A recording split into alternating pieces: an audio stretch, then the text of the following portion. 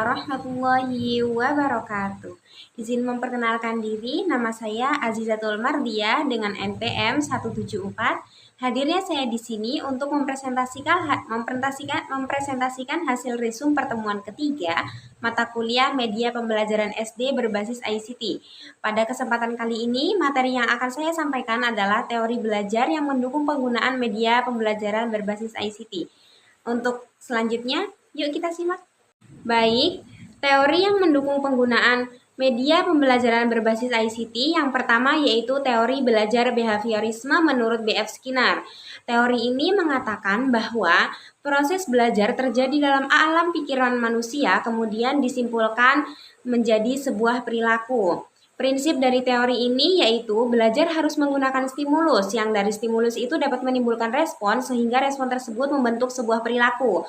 Yang kedua yaitu belajar dapat disimpulkan dalam sebuah perilaku. Dan yang terakhir yaitu pengulangan harus dilakukan agar siswa menjadi terbiasa. Implikasinya dalam pembelajaran yaitu pembelajaran harus memberikan rangsangan dan penguatan yang tepat untuk mencapai respon yang dipelajari dan yang diinginkan. Dan implikasinya pada penggunaan media berbasis ICT yaitu pada video tutorial atau video latihan yang membiasakan siswa. Yang kedua yaitu adalah teori belajar pemrosesan informasi oleh Atkinson dan Shiffrin. Teori ini mengatakan bahwa proses belajar manusia adalah suatu penyimpanan informasi ke dalam memori. Memori manusia itu dibagi menjadi dua, yaitu memori jangka pendek dan memori jangka panjang. Memori jangka pendek ini adalah penyimpanan semua informasi yang didapat, sedangkan memori jangka panjang adalah informasi-informasi yang diingat. Dalam prinsip teori ini, belajar harus menarik dan penguatan harus dilakukan secara terus-menerus. Kemudian belajar adalah menyandikan informasi dalam ingatan. Kemudian tindakan memastikan transfer ke memori harus dilakukan oleh guru secara semenarik mungkin. Implikasinya pada pembelajaran yaitu belajar harus menarik perhatian siswa agar materi yang disampaikan itu masuk dalam ingatan siswa. Kemudian implikasinya pada media pembelajaran berbasis ICT yaitu dengan penggunaan media yang menarik maka siswa akan lebih tertarik belajar dan mengingat hal tersebut. Yang ketiga yaitu adalah teori belajar perilaku kognitif oleh Robert Gagner. Teori ini mengatakan bahwa proses belajar dan berpikir adalah suatu pembelajaran yang kompleks, di mana siswa harus dapat memahami konsep-konsep dasar dari sebuah materi. Prinsip pembelajaran ini yaitu pembelajaran dibentuk oleh urutan kejadian instruksional yang sesuai dengan jenis pembelajarannya.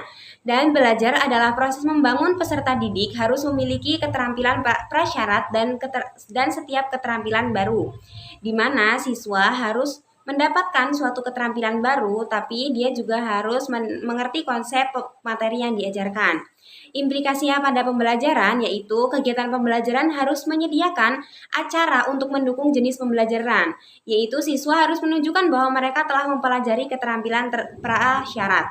Implikasinya pada penggunaan ICT yaitu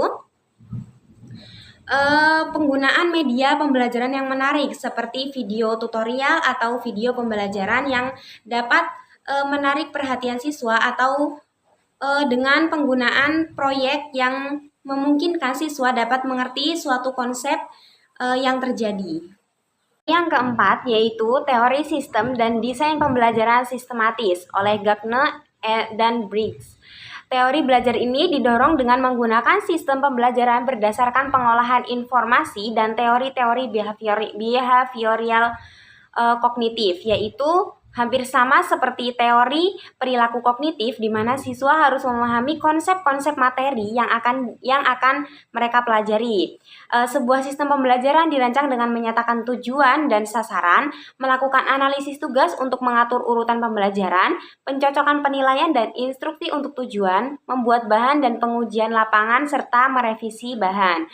Prinsip teori ini yaitu pembelajaran paling efisien bila didukung oleh sistem pengajaran yang dirancang dengan baik. Kemudian sistem pembelajaran yang lengkap memuat tujuan, kegiatan pembelajaran, dan penilaian.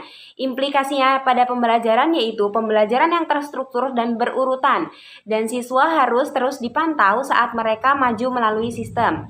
Implikasinya pada penggunaan ICT adalah penggunaan media yang menarik dan terstruktur, seperti contohnya mind mapping, hingga siswa itu dapat mengerti konsep dan urutan materi secara tersusun dengan sistematis.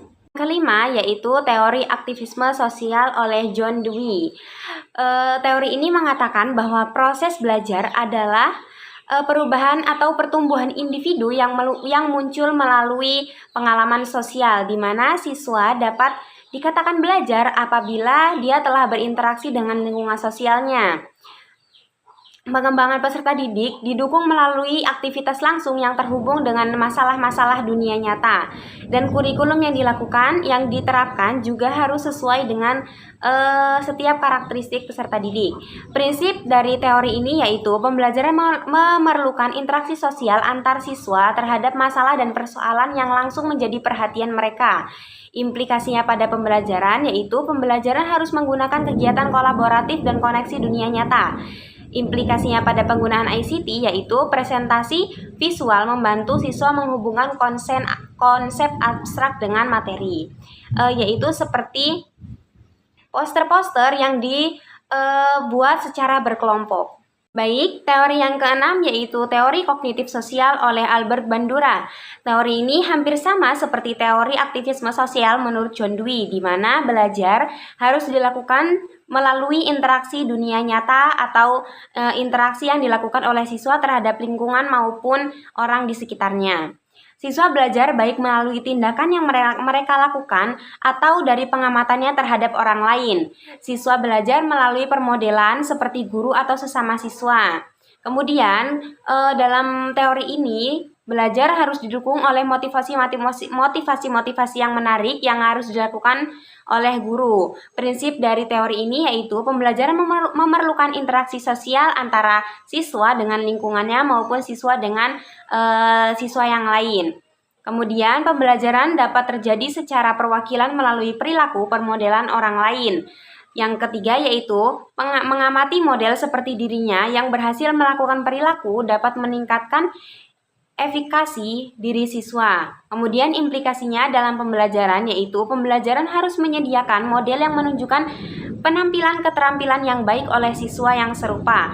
Kemudian implikasinya pada penggunaan ICT yaitu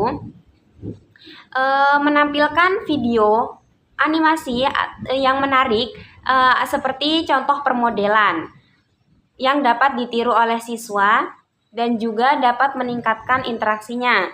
Kemudian seperti pembuatan poster secara kolaboratif agar meningkatkan interaksi siswa dengan siswa lainnya. Yang ketujuh yaitu teori belajar scaffolding oleh Lev Vygotsky. Teori ini mengatakan bahwa belajar adalah perkembangan kognitif yang dibentuk oleh perbedaan individu dan pengaruh budaya, di mana orang dewasa harus mengajarkan hal-hal baik terhadap anak yang lebih kecil. Prinsip dari teori ini yaitu pembelajaran berjalan dengan baik ketika siswa mendapat bantuan dari yang lebih besar atau dari orang lain. Kemudian latar belakang setiap pembelajar membentuk bagaimana dia belajar, seperti kebiasaannya dan juga minat belajarnya. Implikasinya pada pembelajaran yaitu pembelajaran harus disesuaikan dengan kebutuhan dan preferensi individu masing-masing siswa, di mana setiap guru harus dapat memahami setiap karakteristik siswa agar dapat memberikan pembelajaran yang maksimal. Dan yang selanjutnya yaitu implikasi pada penggunaan ICT, yaitu ICT mendukung banyak jalur untuk mempelajari materi yang sama dan memberikan alat bantu visual agar siswa dapat memahami konsep yang kompleks, di mana guru dapat membuat media seperti video pembelajaran atau media visual lainnya yang dapat dilihat secara konkret oleh siswa. Baik, yang kedelapan yaitu teori perkembangan anak menurut Jean Piaget. Teori ini mengatakan bahwa tingkat pengetahuan anak dapat diukur melalui empat perkembangan anak. Yang pertama yaitu sensori motor, yang kedua yaitu praoperasional, yang ketiga yaitu operasional konkret, dan yang terakhir yaitu operasional formal dengan berinteraksi dengan lingkungannya. Ketika mereka menghadapi hal-hal yang tidak diketahui, mereka mengalami ketidakseimbangan. Mereka merespon dengan asimilasi atau menyesuaikan dengan pandangan mereka atau akomodasi, yaitu mengubah pandangan mereka. Prinsip belajar teori ini yaitu kemampuan belajar berbeda pada setiap tahap perkembangan. Yang kedua yaitu anak-anak maju melalui tahapan dengan eksplorasi lingkungan mereka. Implikasinya pada pembelajaran yaitu pembelajaran harus disesuaikan dengan tahap perkembangan siswa dan harus memberikan kesempatan untuk eksplorasi, di mana guru tidak boleh memberikan materi yang tidak sesuai dengan umur siswanya. Dan implikasinya pada penggunaan ICT yaitu penggunaan atau penyediaan media yang menarik dan juga bertahap sesuai dengan kemampuan dan juga karakteristik siswa. Baik, yang kesembilan yaitu teori discovery learning menurut Jerome Bruner. Yaitu teori ini mengatakan bahwa belajar harus didukung atau harus dilakukan dalam interaksi sosial. Anak-anak lebih mungkin untuk memahami dan mengingat konsep yang mereka temukan selama interaksi mereka didukung dengan lingkungan. Yaitu guru mendukung pembelajaran penemuan dengan memberikan kesempatan untuk mengeksplorasi dan memanipulasi objek dan melakukan percobaan. Prinsip teori ini yaitu anak-anak memahami dan mengingat konsep dengan lebih baik ketika mereka menemukan konsep itu sendiri melalui eksplorasi yang mereka lakukan. Implikasinya pada pembelajaran yaitu pembelajaran harus diberi kesempatan untuk mengeksplorasi, yaitu eksplorasi tidak terstruktur dan penemuan diri. Implikasinya pada penggunaan ICT yaitu media pembelajaran berbasis ICT memungkinkan beragam informasi dan lingkungan yang kompleks bagi siswa untuk dijelajahi, seperti pemberian media yang terstruktur dan bertahap, dan juga yang memungkinkan siswa itu dapat paham dan menemukan pemahaman itu sendiri. Seperti contohnya poster-poster atau mind mapping. Teori yang terakhir yaitu teori yang ke-10 yaitu adalah teori multiple intelligence menurut Howard Gardner.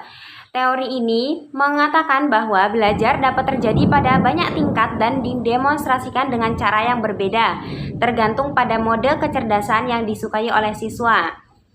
Kemudian implikasinya pada pembelajaran yaitu pembelajaran harus memungkinkan cara belajar yang berbeda dan menunjukkan kompetensi dalam topik dan materi yang sama, yaitu di mana siswa memiliki setiap cara belajar yang berbeda. Seperti mungkin ada siswa yang lebih suka dengan audio atau visual atau bahkan audio visual. Kemudian implikasi pada penggunaan ICT yaitu multimedia mendukung banyak saluran untuk mempelajari konten yang sama, yaitu seperti contohnya penampilan video musik atau seni, kemudian penggunaan game-game yang menarik seperti quizzes dan lainnya. Mungkin hanya itu yang dapat saya sampaikan, kurang lebihnya saya mohon maaf. Saya tutup. Wassalamualaikum warahmatullahi wabarakatuh. Dah.